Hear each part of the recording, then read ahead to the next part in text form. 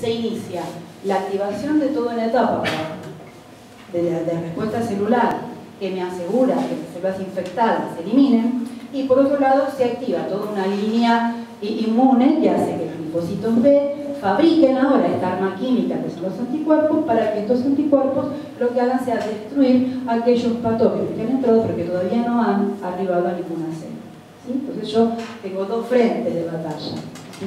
Una sobre las células infectadas y otra sobre los patógenos que todavía no han entrado a las células. Entonces lo que yo tengo acá es, cuando un linfocito T ayudante produce citoquinas para activar a los linfocitos B se empiezan a multiplicar, ¿sí? Y estos multiplicados empiezan a producir, esto que está acá sería como el dibujito de muchos anticuerpos, ¿sí? Se hacen gordos en anticuerpos y empiezan a liberar a la sangre estas proteínas o anticuerpos. Se diferencian de linfocitos B plasmáticos, y estos que van a quedar acá es lo mismo que la respuesta celular. Una línea va a ser la línea efectora que va a producir anticuerpos para eliminar a los agentes extraños, y paralelamente va a quedar circulando linfocitos B de memoria que van a recorrer rápidamente la próxima vez que ingrese y la respuesta sea mucho más rápida. ¿Cómo hacen los anticuerpos para eliminar en los humores, o sea en la linfa y en la sangre? ¿Qué hora es, chicos? 1:30. 1:30. ¿Cómo hacen los anticuerpos para eliminar? Tienen varios mecanismos. Algunos mecanismos se llaman mecanismos de neutralización, o sea, lo que hacen es, el anticuerpo rodea al virus y lo neutraliza, ¿sí? Y por otro lado, lo hace más visible químicamente a los macrófagos, entonces viene el macrófago y se lo come.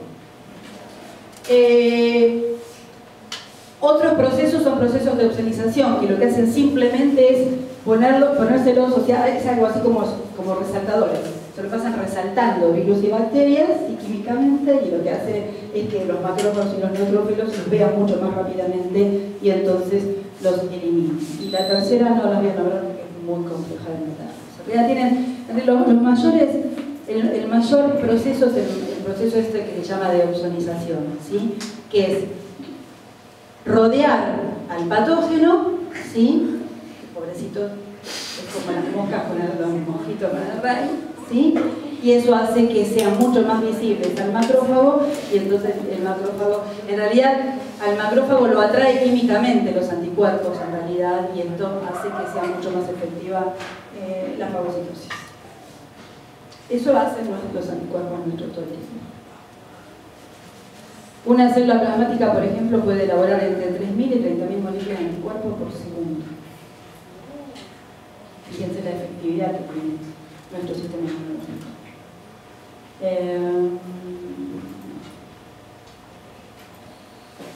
Bien. Todas estas pelotitas es como una síntesis. Esto lo tienen lo van a trabajar en el práctico. O sea, todo lo que de acá no tienen copias, seguramente le van a quedar 80 millones de baches, porque el sistema inmunológico es complejo, ¿sí? Tiene que ver con la síntesis, que tiene que ver con que un macrófago, siempre todo esto comienza con un macrófago, una respuesta específica que muestra un antígeno, ¿sí? En su complejo MSH. El antígeno reconocido por un linfocito T ayudante. Dependiendo de qué linfocito T ayudante sea el reconocimiento, se va a activar una línea que va a producir una respuesta celular o una línea que va a producir una respuesta humoral. Que en paralelo siempre va a haber células de memoria, tanto T como B, ¿sí? Y que la activación de esos linfocitos T ayudantes van a producir citoquinas que van a activar a estos citotóxicos, ¿sí? Para que rápidamente, a través de perforinas, ataquen a todas las células infectadas. Y a su vez, ¿sí? Vamos a estar guardando siempre linfocitos citotóxicos de memoria, linfocitos ayudantes de memoria, linfocitos B. Y acá lo mismo, pero activando directamente a células B que se activan, algunos linfocitos B quedan como memoria y otros se van agrandando, produciendo anticuerpos, los secretan a la sangre y a la linfa, y estos anticuerpos producen o de alguna manera mejoran, ¿sí? La posibilidad de fagocitosis por parte de los macrófagos. Esto es lo que dijimos, solo un número pequeño de linfocitos responde a un antígeno.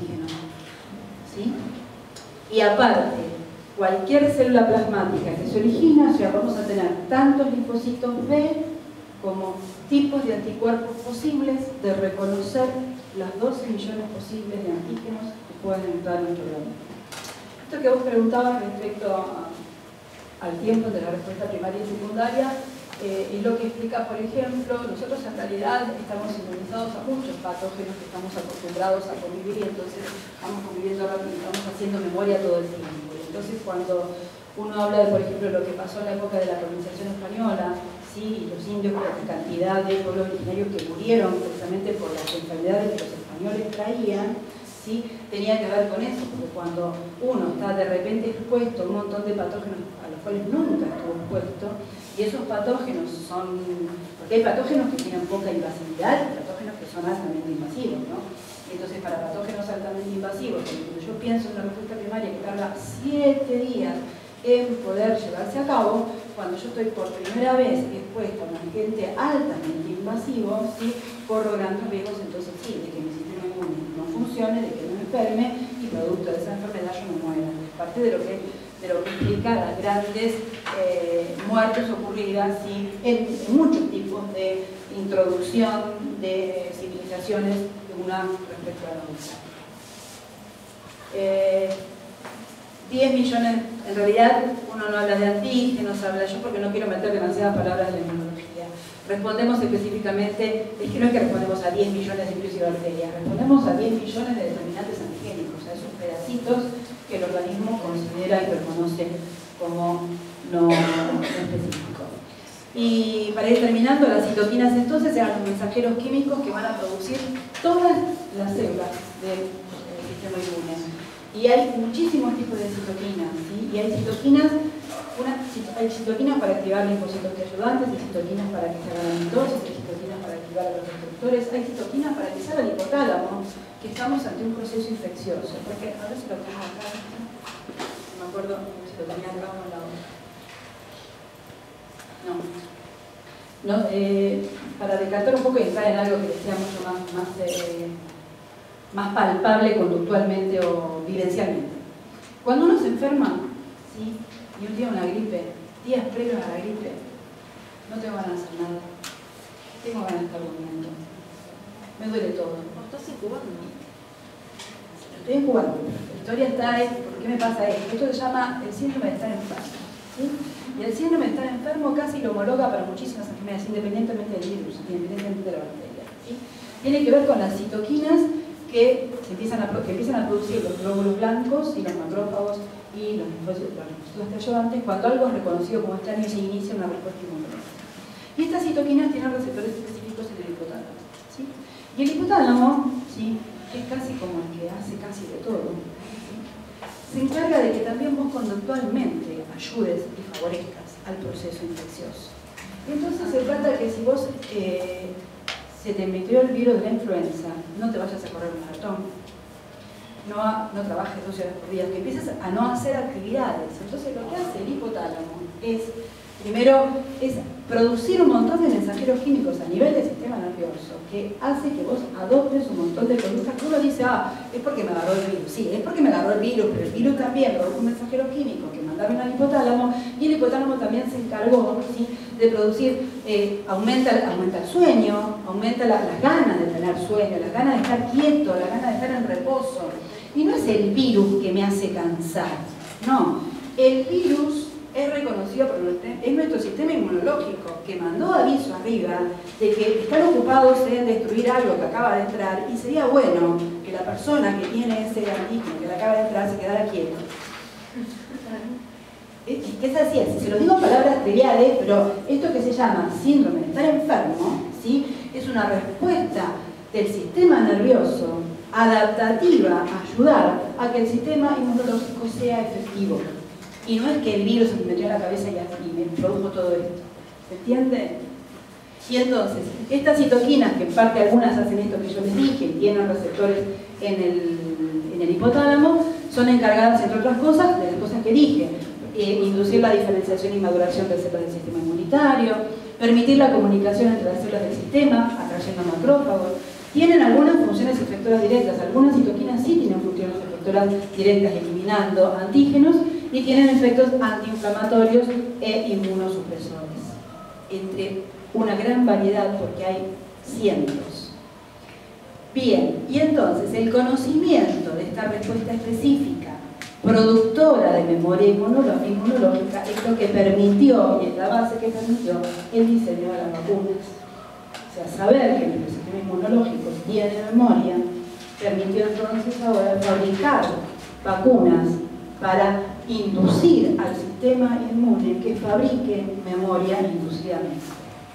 Entonces, nosotros con las vacunas le estamos forzando al sistema inmunológico a que fabrique memoria. ¿Sí? Entonces, ¿Para qué? Si usted dice que el virus es la vacuna puesto de manera inocua, o sea, hay muchos tipos de vacunas. Unas por la gripe, yo con gente que se resfrió. Sí, claro que sí. No es así. Claro que sí, porque la vacuna tiene virus. El virus en realidad es a virus atenuado porque está tratado previamente, pero también tiene que ver con el sistema inmunológico de la persona y muchas veces, en algunas ocasiones, la persona se enferma a raíz de las vacunas. ¿Y esa cosa de embarazada? Yo la verdad que no soy médica para decirte eso. Pero si no, mi esposo se va a enojar que va a decir que me hacen preguntas porque no es médico. Si quieren, yo le traigo acá y ustedes le hacen preguntas a él. Es como la vecina que me llama para decirme que puedo tomar. Yo le digo, no, quizás andate un baño. No sé, el tema de las vacunas depende de las vacunas. Las vacunas hay de muchos tipos de vacunas, ¿sí? Entonces hay vacunas que son con precaución en el embarazo, hay vacunas, todo lo que tiene que ver ahora con el virus. No, estoy hablando de la gripe. La gripe la B. En realidad es aconsejable a las personas grandes y están en factor de riesgo, pero eso no significa que algunas no se puedan enfermar. De todas maneras, a ver, ojo con los virus. Los virus tienen un poder de mutación tan rápido que incluso las vacunas se tienen que ir cambiando todos los años. Yo me puedo vacunar, me vacuno contra un amplio espectro de virus de la influenza, pero al año siguiente estoy expuesto a otros de la influenza. ¿Sí? Y seguramente me vacuné y me enfermé, y no me enfermé por esa vacuna, sino me enfermé por otro virus. ¿Sí? Bien, esto que está acá es lo que ya vimos, que esto es respuesta primaria. Fíjate lo que es la respuesta primaria. 7 u 8 días. ¿Sí? Y esta es el poder que tiene de actuación. Fíjate bueno, dependiendo de poner antígeno o no. Esta sería la secundaria. La primera vez, esta es la... A ver, ¿cuál es la diferencia? Esto estaba en la cantidad de anticuerpos. Sí, porque dependía del antígeno. Dependiendo del antígeno, en algunas veces la respuesta secundaria es rápida, ¿sí? Y casi tan efectiva como esta, y en ocasiones es 3 veces más efectiva. ¿Sí? Y esto en realidad creo que a veces lo conseguimos con las vacunas sobre todo. Y entonces, fíjense que estos son, acá dice semanas, pero en realidad no estoy de acuerdo. Esto de acá, esto es 7 a 10 días. Esto de acá. ¿No está hablando de antígenos distintos? ¿Cómo? De antígenos distintos. Porque dice anti-X y anti-Y. Como que el violeta es como un tipo y como otro tipo. Entonces, como en lo largo de las semanas, para eso interpreto yo, no sé. A ver, espera, que puede ser que lo esté mirando mal. Esta es la respuesta primaria para este antígeno B, pero es la primaria, que tarda estos 7 u 8 días. Recién acá reacciona, se produce todo lo que vimos. Y acá estamos hablando de un anti-X. Son lo mismo, ¿no? No, está bien. No. Está la respuesta primaria. Esta sigue siendo respuesta primaria para otro antígeno. Porque obviamente que también es lo que dije, esta respuesta primaria obviamente va a tardar más siempre la primaria que la secundaria, pero lo que tarda también va a depender del antígeno que entre. O sea, la respuesta también va a depender de que no a todos los antígenos es lo mismo. Ya te dijeron que la respuesta es rápida y a otras que es más lenta. Pero igual me sigue confundiendo. Porque son dos respuestas distintas. Está mostrando para un antígeno verde. No, eso está claro. La B es la respuesta a este antígeno. ¿Sí? Y está mostrando solamente la primaria. La primaria, y en la segunda, en la violeta. Y en la violeta está mostrando otro antígeno, donde la respuesta primaria, si bien se hace más rápida, lo que está diferenciando es la intensidad con la que se produce la respuesta cuando este antígeno entra por segunda vez. Lo que no nos está mostrando es la respuesta secundaria acá. nos está diciendo que si bien hay antígenos donde la respuesta primaria es más rápida que para otros antígenos, que es lo que vemos acá, en la respuesta secundaria obviamente duplicamos o triplicamos la efectividad de la respuesta. ¿Sí? ¿Estamos entendiendo todos así? No sé. La respuesta primaria es la que se produce cuando entra por primera vez el antígeno. ¿Sí? Y la respuesta secundaria es más rápida y de mayor duración. Lo que acá nos muestra y en realidad confunde es que a veces también hay diferencias en el tiempo de inicio de la respuesta primaria dependiendo del antígeno. Entonces me muestra, este antígeno B tarda todas estas semanas en responder y este antígeno violeta tarda menos. Además que está mostrando que hay células B células memoria de... Sí, porque la estamos usando con los B, pero no importa. De todas maneras lo que está diciendo es que cuando para este antígeno, ¿sí?, ocurre la entrada de este antígeno por segunda vez, la respuesta secundaria se produce más rápidamente, ¿sí?, y de una magnitud mucho mayor. Síntesis, respuesta primaria. Se tarda más en iniciar y la magnitud de respuesta es una mediana. Cuando se produce la respuesta secundaria, o sea, la segunda vez que entra, la respuesta es muy rápida y la magnitud de esa respuesta es el doble o el triple de la respuesta que se produjo en su momento. El concepto de vigilancia inmunológica me parece importante porque es para que pensemos que en realidad estamos todos expuestos a enfermarnos de cáncer en algún momento, todos. Yo te quería hacer una consulta con eso. ¿Qué pasa con los linfocitos T con las células cancerígenas? Bien. Es este tema de la vigilancia inmunológica. Nosotros tenemos, o sea, las células cancerígenas, por lo general, son células que descontrolan su ciclo de diferenciación. Es una célula que es una célula normal, que descontroló el ciclo celular. Ese ciclo celular estaba programado en estas etapas que ya vimos, se descontrola y se empieza a haber mitosis descontroladas, y muchas de estas células cancerígenas en realidad en esa diferenciación se cambian las proteínas del complejo de histocompatibilidad, la mayor parte, no todas. Y entonces nuestros linfocitos están todo el tiempo destruyendo células cancerígenas, todo el tiempo están destruyendo células cancerígenas. Cuando no las destruyen es porque hay determinados cánceres, ¿sí?, que han logrado emular el complejo de histocompatibilidad y no son vistas. El sistema inmunológico es ciego ahí, ¿sí?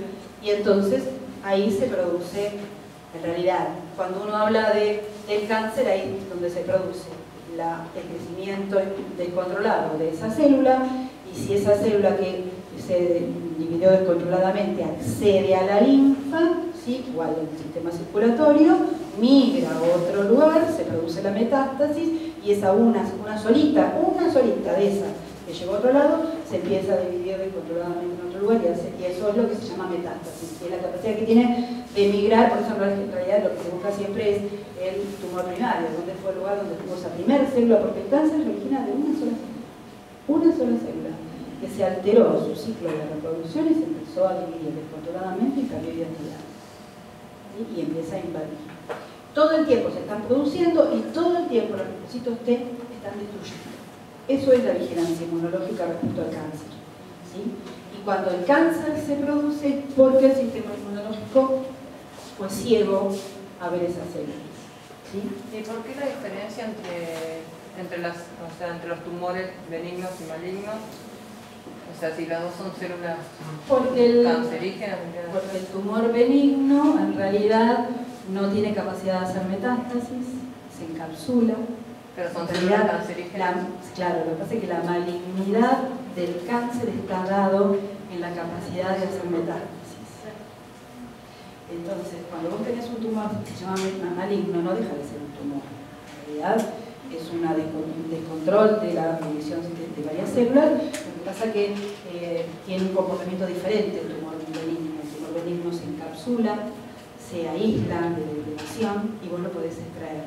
El cáncer, lo que uno dice maligno, en realidad se apropia incluso de la propia circulación y empieza a usar capilares propios, tuyos, para ese propio tumor, y se agranda, empiezan a migrar las células, empiezan a formarse tumores en diferentes lados. O sea, obviamente estamos haciendo una generalización porque las células cancerígenas son todas diferentes, por eso se originan cánceres diferentes, ¿sí? Pero en principio la malignidad tiene que ver con esta capacidad de producir metástasis, que hace que esto se disemine, ¿sí? Y se descontrole. Bueno, no, esto es lo que veíamos recién. Las células cancerosas en realidad son reconocidas como, en realidad, como no propias, y no solamente son los macrófagos, las T auxiliares, las ayudantes por lo general las reconocen, producen citoquinas, les avisan las citotóxicas y las citotóxicas. O sea, se produce todo el efecto que vimos recién, considerando las células cancerígenas como un antígeno, ¿sí? Y así hacen el sistema inmunológico. El tema, el mayor problema que bueno, terminamos. Antes en realidad debería decir, supuestamente lo voy a tomar tiempo capaz cuando hablemos de estrés, es que en el tema del HIV-Sida, la mayor problemática que ocurre, ¿se acuerdan que tenemos linfocitos T ayudantes y linfocitos T citotóxicos? Los T, en realidad, por una proteína particular que tienen en la membrana, que hace que sean reconocidas como de un clúster, de otro clúster, se llaman CD4 y CD8. Los ayudantes son los CD4 y los citotóxicos son los CD8. El virus de la inmunodeficiencia adquirida destruye a los CD4, o sea, destruye a los linfocitos T ayudantes, ¿sí? Que son de los cuales depende el inicio de cualquiera de las dos respuestas inmunológicas. O sea, que un individuo infectado con el virus de HIV, que lo que le hace es destruirle sus células que lo previenen de la entrada de cualquier antígeno, se encuentra vulnerable a la enfermedad. Entonces, el SIDA, en realidad, es la resultante. El síndrome de inmunodeficiencia adquirida es la resultante de que yo tenga mi organismo invadido por un virus que me eliminó y me atacó a las células que se encargaban de reconocer lo ajeno. Y entonces me enfermo de un montón ¿de qué me voy a enfermar con el HIV? Me voy a enfermar de todas esas enfermedades que ninguno de nosotros nos enfermamos ahora, porque estamos en contacto con todos esos bichos, pero no nos enfermamos porque tenemos un sistema inmunológico sano. Cuando tengo SIDA, tengo mi sistema inmunológico vulnerable porque no tiene esas células. Entonces aparecen lo que se conocen como virus y bacterias oportunistas. Aprovechan que no haya nada que los destruya. Exactamente. El síndrome de inmunodeficiencia adquirida es un conjunto de enfermedades, ¿sí? Que por lo general le ocurren, algunas son más factibles que otras, a un individuo infectado por el virus de HIV. Y vamos a terminar con esto porque esto me interesa para cuando veamos esta interacción, en principio, por lo menos lo vamos a ver homeostáticamente. Cuando una respuesta inmune se desencadena, en algún momento se tiene que terminar, ¿sí? Cuando el virus ya es eliminado, se tiene que terminar.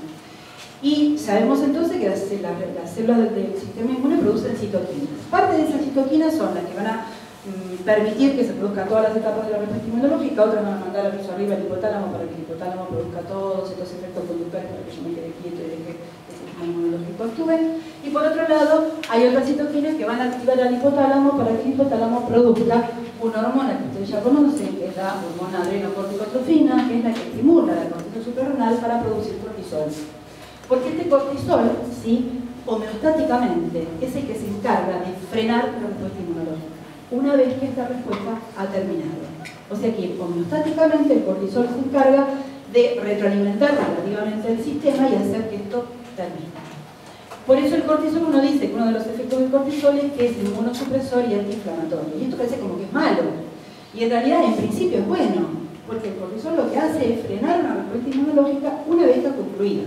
El tema que vamos a ver cuando veamos estrés es qué va a pasar cuando nosotros en una situación de estrés tengamos durante mucho tiempo las concentraciones de cortisol altas en sangre. Y entonces sí, vamos a ver que esto que era bueno se transforma en malo y me deprime todo mi sistema inmunológico. Yo en el estrés estoy vulnerable contra cualquier otro tipo de enfermedad.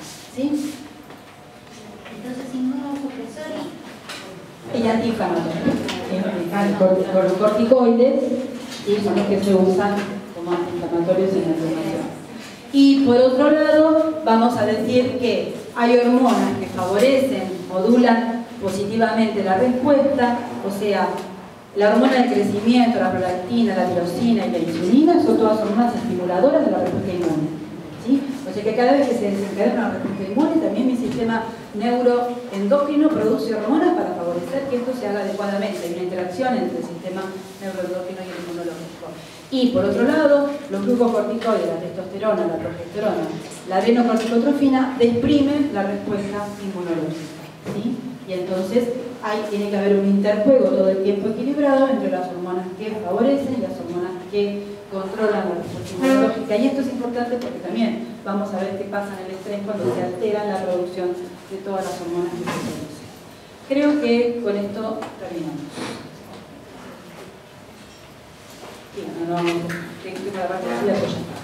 En realidad la idea era, a partir de ahora, hoy estamos en condiciones de saber principios básicos de nervioso, principios básicos de endócrino, principios básicos de inmunológico, para que nosotros entonces la semana que viene sí podamos abordar el tema del estrés y podamos ver algo que nos dé cuenta de esta psico, neuro, inmuno, endocrino. Vamos a ver la semana que viene.